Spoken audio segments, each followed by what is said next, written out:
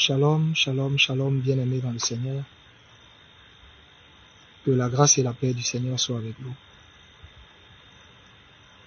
Je voudrais ici vous souhaiter tous mes vœux les meilleurs, de santé, de prospérité, de bénédiction, de grâce abondante et de paix au nom de notre Seigneur Jésus-Christ. Frères et sœurs, c'est votre humble serviteur, prophète Eli Pada. Alors, je fais cette vidéo parce que je suis en ce moment quelque part retiré devant le Seigneur et quelqu'un ici m'a présenté une vidéo que mes responsables ont produit qui se trouve sur ma page en ce moment. J'ai vu la vidéo et dans laquelle mon pasteur et mes collaborateurs faisaient une sortie. Ils étaient complètement débités de ne pas avoir de mes nouvelles, de ne pas savoir où je me trouve. Je comprends la raison de cette vidéo. Et c'est justement parce que j'ai vu que cette vidéo a beaucoup circulé que je fais maintenant ce direct pour leur dire et dire à toute la Côte d'Ivoire, à tout le corps du Christ, à tous les Ivoiriens, à tous ceux qui se sont inquiétés ou qui s'inquiètent pour moi, à ma famille également, que je vais bien. Je vais bien, je suis en bonne santé, je vais très bien. Je n'ai pas été arrêté, je ne suis pas à la Maca, je ne suis pas dans la main du gouvernement. D'ailleurs, le gouvernement n'a lancé aucun mandat contre moi, mais je ne comprends pas. Je ne comprends pas. Ma vie est menacée. Ma vie est menacée et je ne sais pas pour quelle raison. Je ne sais pas qui je dérange. Je ne sais pas qui mon message dérange, qui mes prophéties dérangent. Je ne sais pas. Et quand je vous dis que ma vie est menacée, ma vie est sérieusement menacée. Ma secrétaire reçoit tout le temps des appels téléphoniques de menaces. À un moment donné, je ne sais pas par quel miracle, ils ont mon numéro personnel. On m'appelle, on me fait des menaces. Qui c'est au téléphone? Je ne sais pas. On rappelle sur les numéros ne passent pas. Bien-aimé, je suis prophète du Seigneur. Et vous savez, Jésus m'a enlevé très loin. Jésus m'a enlevé très très loin. Avant, j'étais de ceux qui avaient abandonné la main du Seigneur et croyaient que leur salut était dans le monde, dans le péché. Jésus m'a ramassé de la boue et il m'a accordé sa grâce. De là où Jésus m'a sorti, je lui dois tout. Je lui dois entièrement ma vie. Et il m'a dit,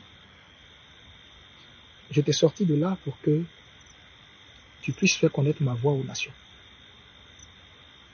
Je ne parle contre personne. Je ne prophétise contre personne. Je suis apolitique. On ne m'a jamais vu avec un homme politique. On ne m'a jamais vu avec une organisation politique. Jamais.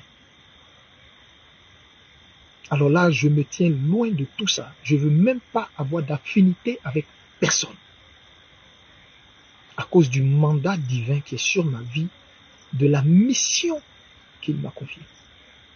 La mission que je détiens de lui. qui est de rendre son message sans compromission. Donc, ce qui fait que je ne suis affilié à aucun parti.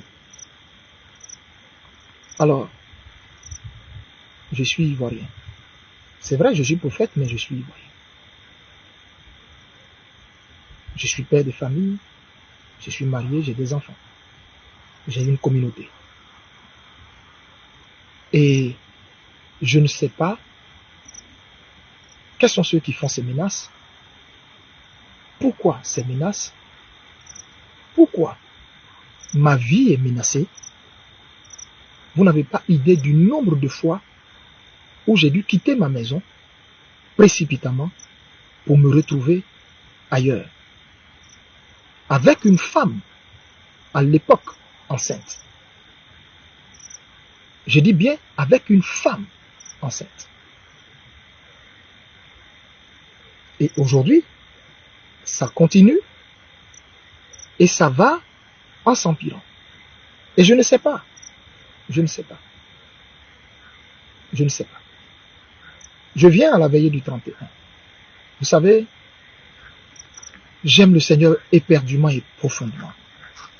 Comme je vous ai dit, Jésus, c'est toute ma vie. À cause de l'histoire que j'ai avec lui et à cause d'où il m'a sorti.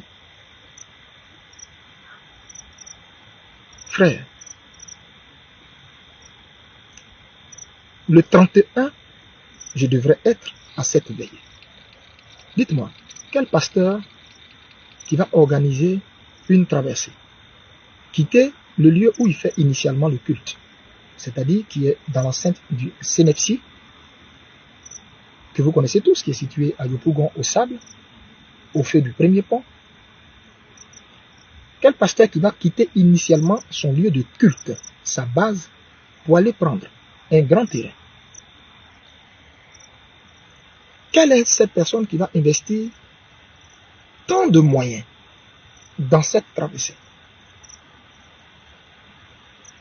Qui va mettre plus de 5000 chaises et les gens vont venir de partout, depuis 5 heures du matin. Les malades vont venir de partout. Des vieilles femmes, des mamans d'un certain âge, qui ont vu en Jésus-Christ leur guérison, qui vont se déplacer pour venir. Et l'homme de Dieu délibérément ne va pas venir à cette traversée. Je ne suis pas aussi cruel que ça. Je ne suis pas aussi cruel que ça. Dieu connaît mon amour pour son œuvre. Et je pense que certains parmi vous qui m'écoutent, qui me côtoient, qui côtoient la cité de Dieu, ou qui regardent ces yeux-là, peuvent témoigner de l'amour que j'ai pour Dieu, que je sais avec fougue, avec zèle. Donc je ne peux pas déplacer toutes ces personnes et puis ne pas délibérément venir. Je ne suis pas venu parce que ma vie était menacée. Oui, ce 31, ma vie était menacée.